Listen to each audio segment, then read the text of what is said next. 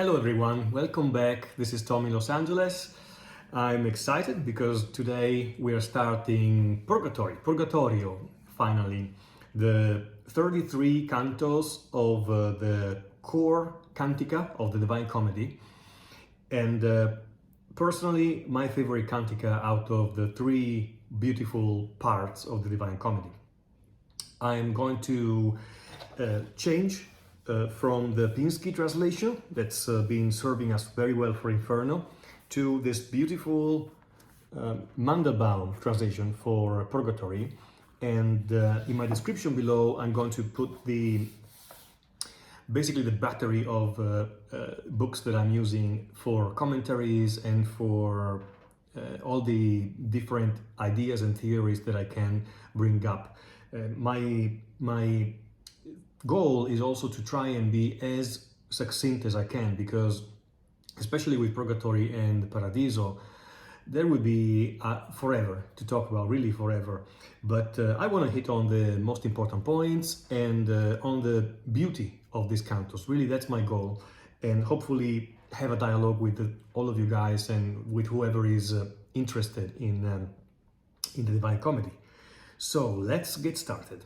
Let's try to start with a brief overview of Purgatory, its structure, and what is Purgatory about. The 33 cantos of Purgatory are structured by Dante in an ante-purgatory that goes from Canto 2 to Canto 9, which is his own invention. It was never created before, never wrote about before. Then 18 cantos follow of Purgatory proper, with all the different terraces, and they follow the 7 capital sins, although changed in order by Dante.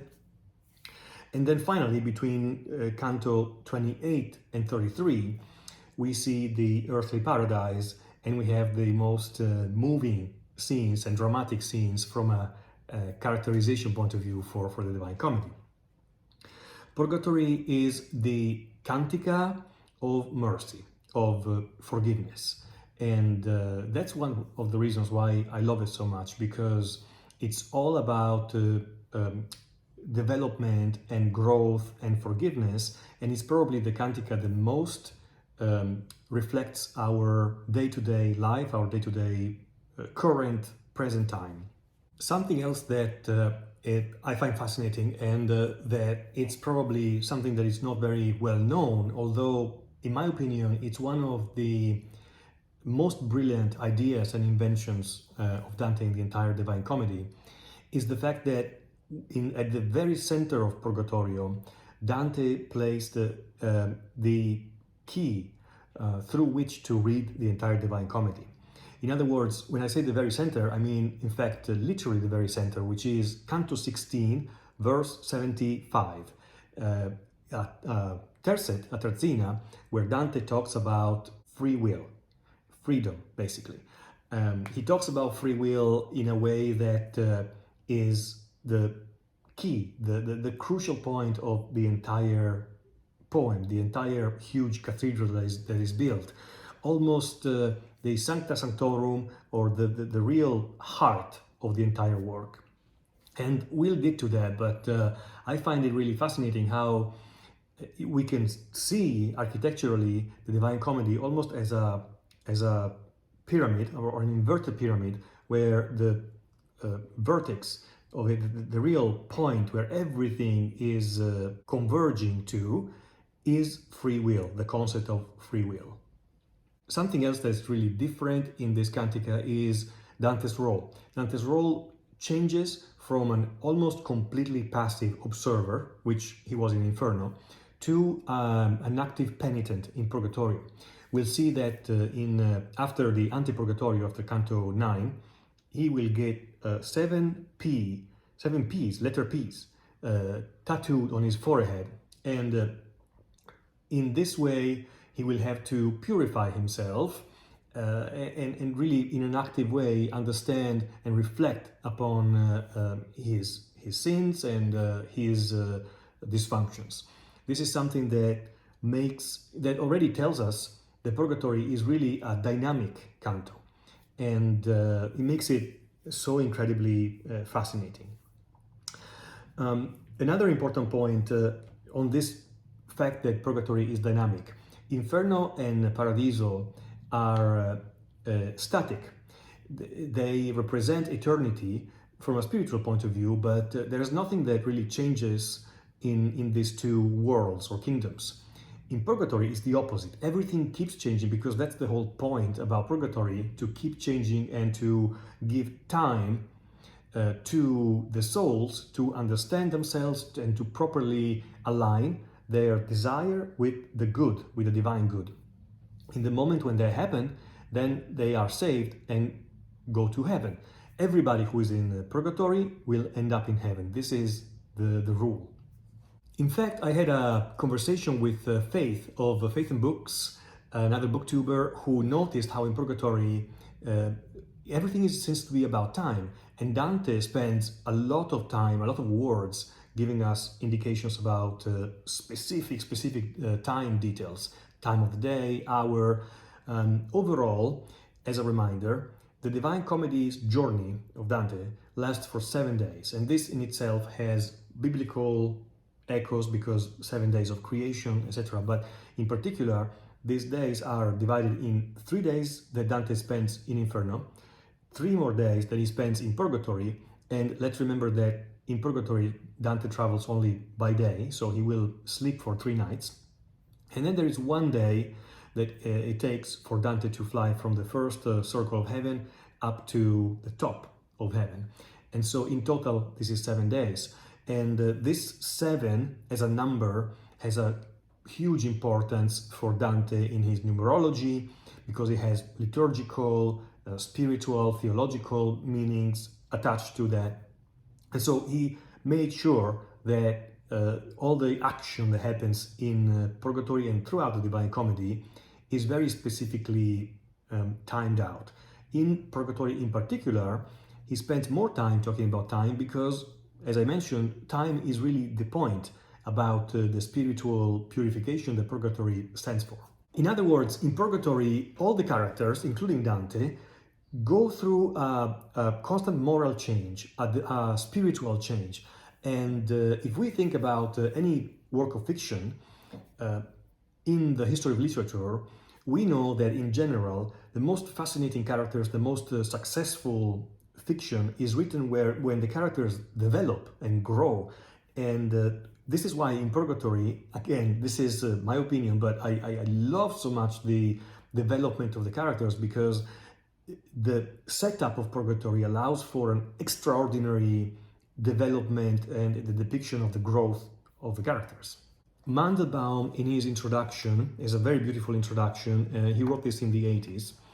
He talks about an education of desire in Purgatory. And this word desire is another key to interpret and understand Purgatory, because the etymology of desire comes from Latin, and desiderio, which is also an Italian word, is composed by de, which is in Latin usually is a negative connotation, and then siderio, which means stars. This is also fascinating because it explains to us why every Cantica ends with the word stelle, stars. Why? Because desiderio, or desire, means the absence of stars and a feeling of missing the stars.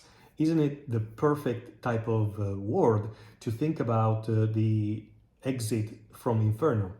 In terms of the doctrine, Purgatorio, interestingly, had entered the Christian doctrine only in 1274, which was basically during Dante's life. So it was this almost, we can call it new invention of Christianity, or metaphor or image. And Dante was in the advantageous position of having almost carte blanche to invent a lot of details and put a lot of color around this concept of purgatory. St. Thomas Aquinas had written in detail about purgatory, and that's where Dante takes a lot of his ideas. But a huge portion of the images and the composition of purgatory is pure Dante, is original, created by Dante. It's so striking how, as soon as we start reading Purgatory, we notice how everything is completely different from Inferno. Everything, from the language to the sounds, the images, the type of light. We feel from the very first lines and words that we are in a completely different world. And this is also something that Dante did on purpose to make us breathe this type of breath of relief and look around. We are on this beautiful beach at dawn at the bottom of the island, and everything about Canto 1, but really everything about Purgatorio in general, is about water, because water exemplifies so well the concept of purification. I think that you could even write a book about how water has symbolized the concept of purification throughout all of our history of Homo sapiens, really. Much earlier than Christianity, in the Jewish tradition, in the Islamic tradition, water has always had this very close connection to the idea of cleansing not only our physical selves, but our interior selves as well. In fact, it's about water that Dante starts speaking about in the very first line of Purgatorio. To course across more kindly waters, now my talent's little vessel lifts her sails, leaving behind herself a sea so cruel. There is a certain echo here of the image in the first of Inferno, where Dante was turning around, metaphorically, towards a very stormy sea, and he was tired on the beach, arriving on the beach. This image tells us that he is more confident right now. And at the beginning of Paradiso, he will show us that he is even more confident. In fact, he will almost mockingly tell us, okay guys, now try to keep up, because I'm gonna go really fast and it's gonna be really challenging to keep up with me, which is true for Paradiso. The second tercet is basically symbolizing and encapsulating the entire Purgatory. It says, E canterò di quel secondo regno. The musicality of the language here is already different from Inferno.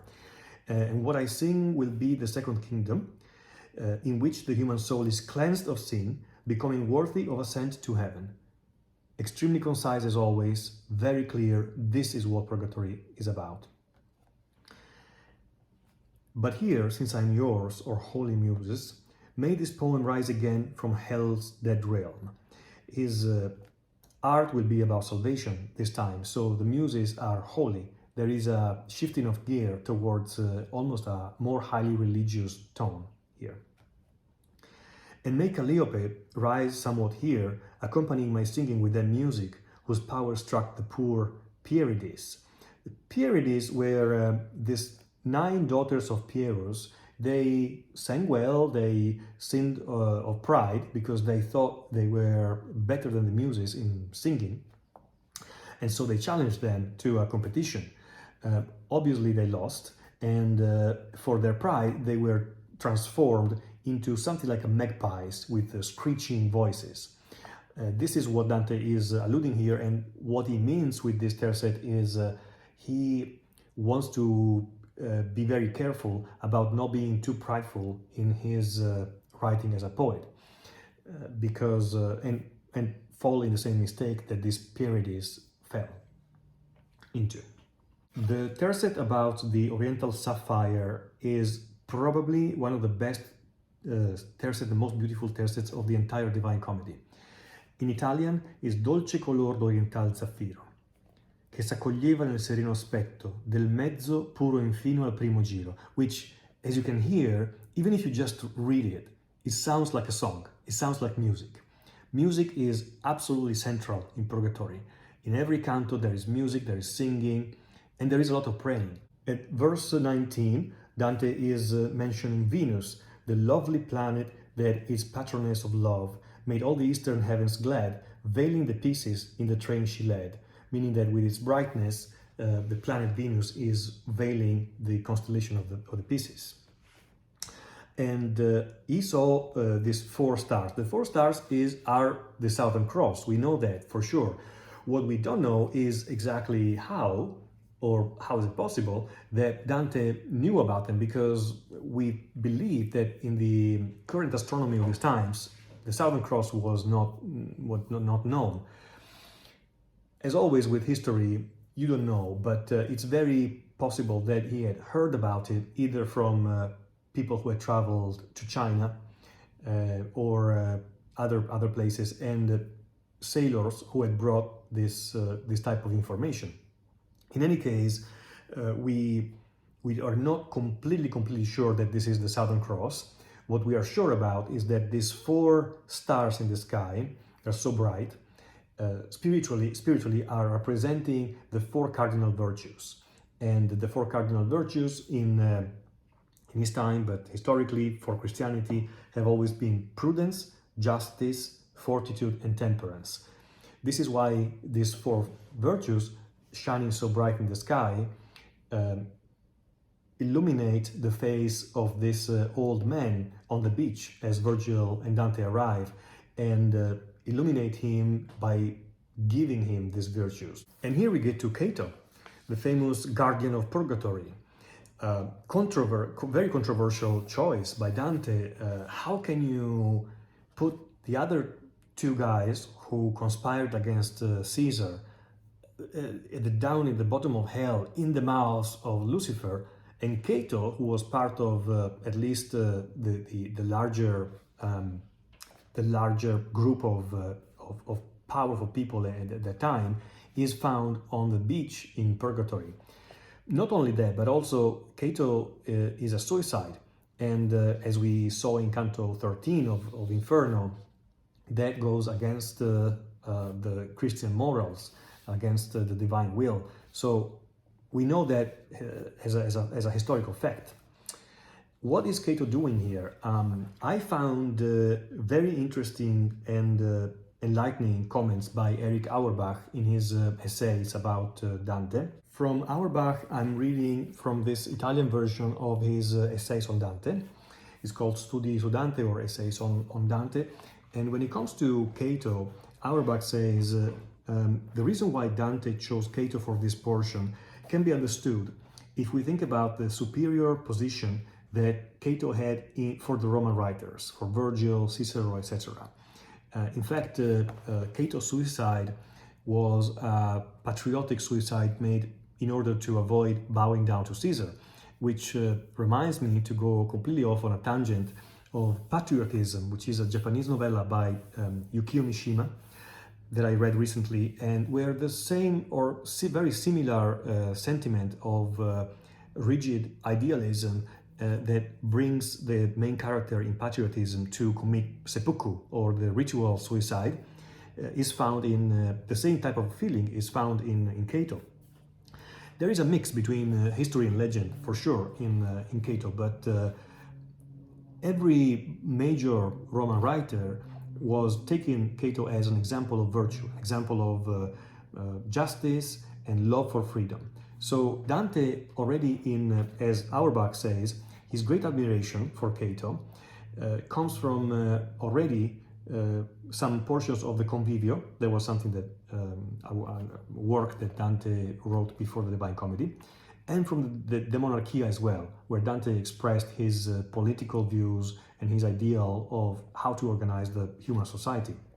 So in this context, Dante, if we look at the entire literary career of Dante, we understand how much he admired Cato. But not only that, there is something more intimate and even more personal why Dante feels so close to Cato. And this is subjective, so I can tell, as a disclaimer, probably my opinion, but I'm really convinced that Dante arrived to the point, as I mentioned in my video about Canto 13, about the circle of the suicides, that Dante arrived to either try to commit suicide or almost to the point of commit suicide. And that's what he refers to when he talks about the dark woods, where he's coming out at the very beginning of the Divine Comedy.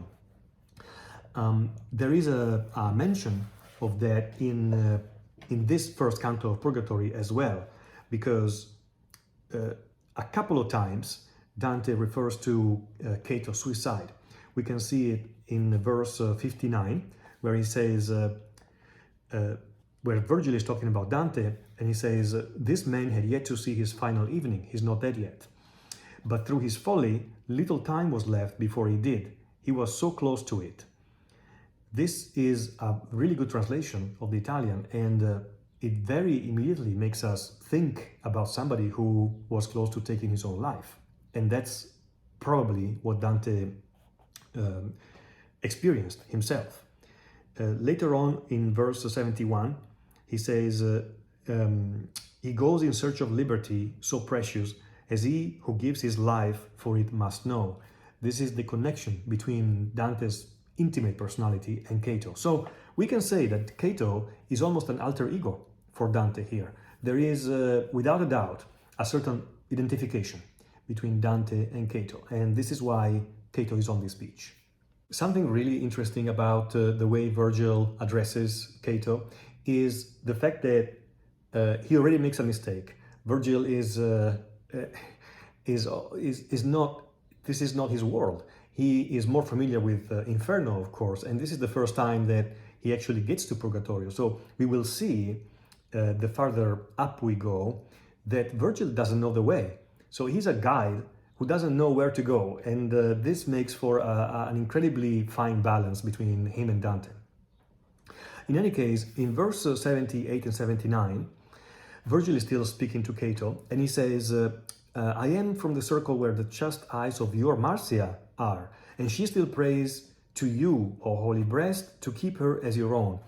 For her love then inclines to us, etc. This is his mistake. Virgil is trying to use a negotiation technique, which is captatio benevolentia, that worked in Inferno, here in Purgatorio, but here it doesn't work. And Cato, that's the first thing that he tells him. He goes, look, Marcia so pleased my eyes. I certainly used to love Marcia very much. She was the love of my life. But now that she dwells beyond the evil river, she has no power to move me any longer. Such was the law decreed when I was freed. This is the point, that in Purgatory there are other rules, there are new rules. It doesn't work like in hell. I'm sorry, Virgil, but your little rhetorical trick is not gonna convince me. Still, I want to help you, because you tell me that there is a lady who came from heaven to help this man make his journey. So I will help you guys. It's beautiful how Virgil then, after Cato disappears, addresses Dante, and he tells him, in Italian, in fact, I think these two tercets or terzine are so beautiful, from 112 to 117, where Mandelbaum translates, daybreak was vanquishing the dark's last hour, which fled before it. In the distance, I could recognize the trembling of the sea. It's beautiful English, but the musicality of the Italian is unmatchable. L'alba vinceva l'ora mattutina, che fuggia innanzi, sì che di lontano conobbi il tremolar della marina. You can really see the trembling of the sea. And finally, we can see again the water coming to be almost the first character, the first personage of this Canto 1, as the dew on the grass in this lower end of the foot of the island. And it symbolizes something. In this case, the dew on the grass symbolizes grace. It's an important point because it's been said by some commentators that it's from under the Christian doctrinal point of view, it's given for granted that forgiveness, mercy, and your salvation really is something that doesn't come from inside you, from within you. It's not self-help in a sense, but it's divine help. And so everything that happens in Purgatory happens thanks to grace, thanks to the divine grace. But the first movement of the heart, from a soul point of view, from a man's point of view, is the humility, which contrasts so well the excess of pride that we've seen in the last canto of Inferno. And humility is what the last part of the canto is all about. It's all about kind of a Christ-like, humble reed that in itself, already in its physicality, is flexible and bowing down in a sense of physical humility as well. So it's so beautiful how Dante is open here to his inner renewal, his inner being born again through humility. And it is such a beautiful scene where Virgil washes his face out of all the dirt of hell. In fact, this scene was so famous in Dante's world, in Florence, and all around Italy, that everywhere Dante went, except for Florence, because he could not go back to Florence, there is a novella that says that people would address him and say, "Hey, where is the dirt on your face? Where did you leave the dirt?" Because he was so famous, they knew that, and they were almost expecting to see him still dirty from hell. The final comment I'm going to make is about the final two terzine, from verse 130 to 136. This type of connections, intertextual connections, really excite me. I love, if you followed my previous videos, I really love how Dante refers to other cantos vertically, horizontally, diagonally, in building something that is really a 3D puzzle, a 3D creation that is almost impossible to fix in your mind. But he gives us some clues, and they are very, very clear. Here he gives us a clue that brings us back straight to Canto 26 of Inferno of Ulysses. Where is this clue? The clue is all in the three rhymes that end in acque. Acqua in Italian means water, and as you can see here, the three rhymes are in verse 131, sue acque, then we have com altrui piacque, and finally we have cotal si rinacque. This double acque com altrui piacque, the actual expression, is also found in Canto 26. What is Dante doing here? He is telling us, hey, remember what happened to Ulysses. Remember how strongly he wanted to, at the end of his life, reach purgatory. Well, just like God wanted for Ulysses to drown with all of his ship and his comrades down the sea, the same divine will is the one that wants me to be born again on this beach, and that is allowing me to go forward. It's through the divine will, because I am aligned with this type of with the real good, and that's the main difference between him and Ulysses, that I can continue and to climb on. So really, we are looking at these clues that are, I look at them almost as engineering clues. They are almost as interlocking elements of architecture. That is something that truly, truly fascinates me, because we will never know precisely and fully what Dante meant by making these references, but it gives us a lot of food for thought, and it lets us reflect upon this a lot.